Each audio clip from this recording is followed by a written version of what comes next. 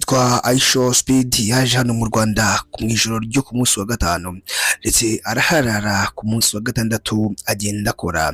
amasho ahantu hatandukanye. Aisho Speed rero magingo ngaya yagiriye ibihe byiza mu Rwanda ndetse agenda avuga yuko ari igihugu cyiza, hari igihugu buri muntu wese yakwifuza gusura, ndetse anatangaza yuko mu gihe azaba abonye ikiruhuko azafata icyumweru cyose maze akaza kuba yaguma mu Rwanda, ndetse yagenda anavuga yuko ngo yahamaje cyangwa se ngo yamaze kwagura inzu kugira ngo akomeze kujya agaruka inshuro nyinshi. Rero Aisho Speed yagiye agaragaza byinshi, yahuye n'abantu batandukanye harimo Kagarara, harimo n'abandi benshi cyane, dore yuko abenshi bagiye bamukubita inshuro ku bizamini cyangwa se ku bizami bagiye bamuha, mbese bagenda bamutsinda akantu ku kandi, dore yuko yaje no kureba match ya Rayon Sport ndetse na APR igice gitoya cyangwa se igihe gitoya, maze ayinjira muri stade ari kuri moto ya Spiro cyangwa se ubwoko bwitwa Spiro, dore yuko ari moto yari imaze iminsi ivugisha cy'abantu benshi bavuga yuko ari moto ngo ikora accident, ni nyine byinshi byagiye bivugwa, ariko yaje kuza muri stade ndetse ari zo moto we n'abamukurikiye barimo kugendaho. Rero Aisho Speed byagaragaye yuko mu Rwanda yari yarebwe n'abantu benshi cyane, dore yuko live streaming yakoze magingo ngaya imaje kugira miliyoni 4,500,000 niyo yari hejuru, ariko kuri uyu munsi bikaba byaje guhinduka kuko mu gihugu cya Kenya yahageze akora ibindi. Mu gihugu cya Kenya abantu benshi cyane bamwishimiye ku buryo butavugwa, ndetse bigaragara yuko uyu muhungu rwose akunzwe cyane, dore yuko n'ubundi ngo Kenya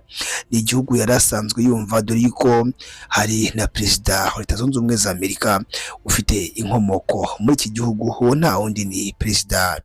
Barack Obama. Agashya rero kaje kuba akigera mu gihugu cya Kenya, yaje guhura n'umunyarwenya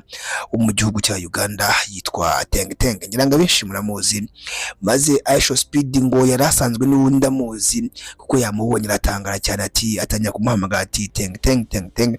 maze atanya gukora twa tuntu twabo cyangwa se twa tuntu twa Teng ajya kora two kubyina, maze karahava. Bagendanye urugendo rutari rutoya bagenda bakora live stream, ndetse ubona yuko bagenda baganira. Rero mu bantu bakomeje kugenda bavuga bati Aisho Speed mu Rwanda ese kuki atahuye n'aba content creator ndetse n'abandi, hari abagiye bavuga bati aba content creator bo mu Rwanda ikintu cyabagoye cyane kurenza ibindi n'ururimi. Ati Aisho Speed avuga icyongereza kandi noneho cy'abanyamerika, ati rero kugira ngo azahure n'umu content creator wo mu Rwanda babashe kuganira, ati abenshi ntago bazi icyongereza. Ibyo ngibyo ni byagiye bivugwa ku mbuga nkoranyambaga bavuga ati yaraje, abandi nabo bakavuga bati yari yaje gusura u Rwanda ndetse no kugenda arwerekana ku ruhando mpuzamahanga, ati ntabwo yari yaje guhura n'aba content creator, ndetse hari n'abagiye bavuga bati hari abanzi ngo baje rwose baje kumureba, ndetse ngo aba bounce bamubuza kuba bamwegera, ndetse ngo baranahasibira cyane bikomeye. Ibi ngibi byose byagiye bitangazwa namwe mu bantu bakoresha imbuga nkoranyambaga, by'umwihariko aba content creator bavuga bati Aisho Speed bati nta muntu yahuye nawe, bati nabo bahuriye kuri ati kuri club Rafiki, ati nabwo nuko ari wenda ariho yarashyikiye, ariko nta muntu wigeze abasha kuba yamwegera ngo wenda babashe kuganira nk'uko byagiye biba mu bindi bihugu. Ariko nanone abandi bagashinza aba content creator yuko bitinye cyangwa se bitinye kuko ngo nta muntu n'umwe wari ufite ikintu cyo kuganiriza Aisho Speed, dore yuko ngo abenshi batashoboraga kuba wenda bakumvikana nawe. Uyu musore arakunzwe, ni umusore watangiye ibintu abantu benshi bavuga yuko ngo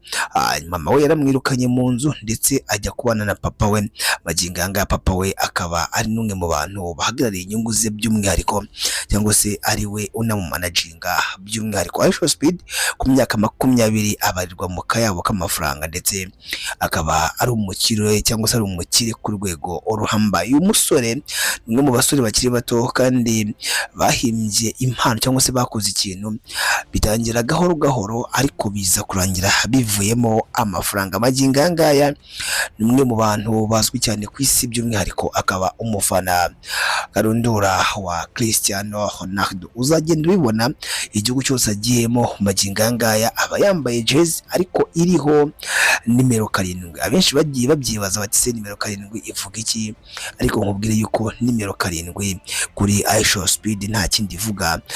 yuko cyangwa se nuko afana Cristiano Ronaldo by'umwihariko akaba agenda yambara nimero 7,